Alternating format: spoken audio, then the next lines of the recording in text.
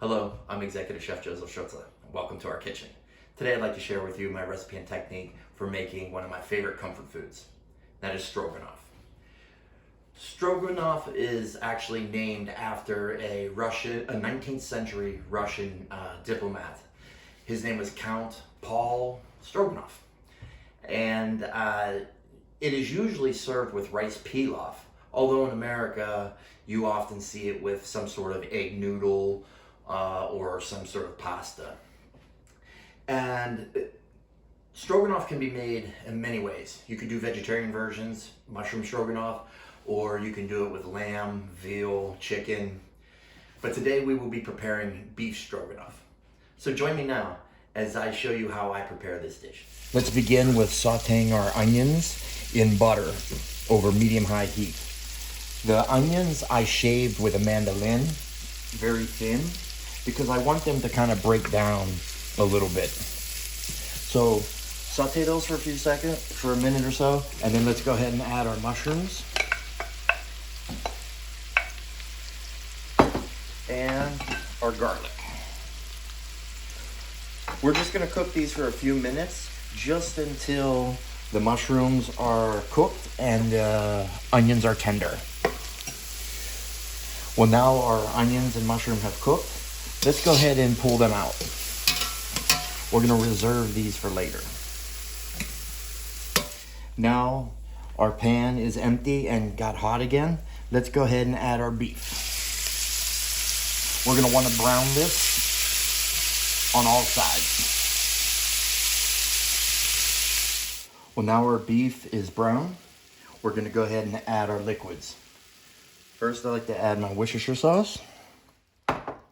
And then I want to add my veal stock.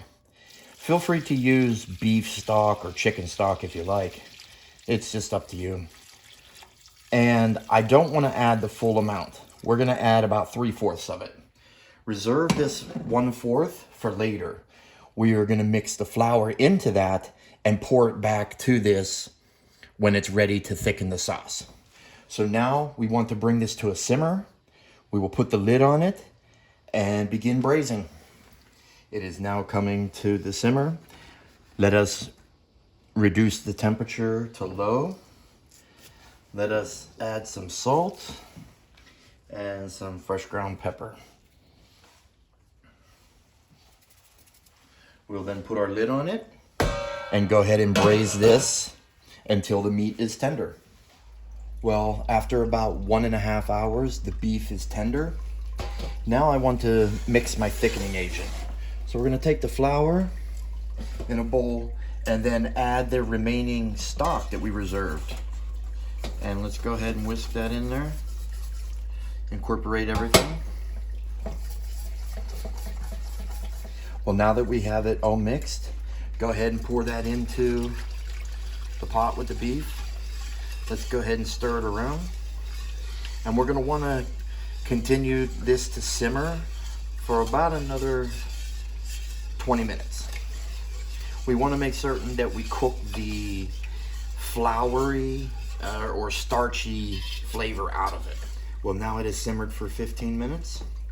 We have a nice thick consistency and it doesn't taste like the starch. We will now add our sour cream.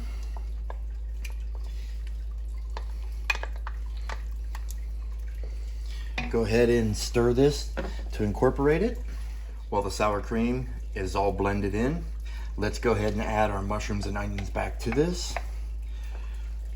Give it a stir. Give it about 5-10 minutes to come up to temperature and you are ready for service. Well, there you have beef stroganoff. It's a very simple dish to make, and depending on the type of meat that you use will dictate the cook time. If you have a bigger budget, you can feel free to use beef tenderloin. Will cook very fast because it's already tender, and it is a lot more expensive than using something like a shank, a short rib, even flank steak, or as we did here, a chuck roast. It doesn't really matter what cut of meat you use. Just keep in mind that cook times, on the leaner meats are a lot faster. Well, I hope you enjoyed today's presentation. And hopefully you try this recipe and see what your thoughts are on it. I'm also working on one that is going to be more elevated.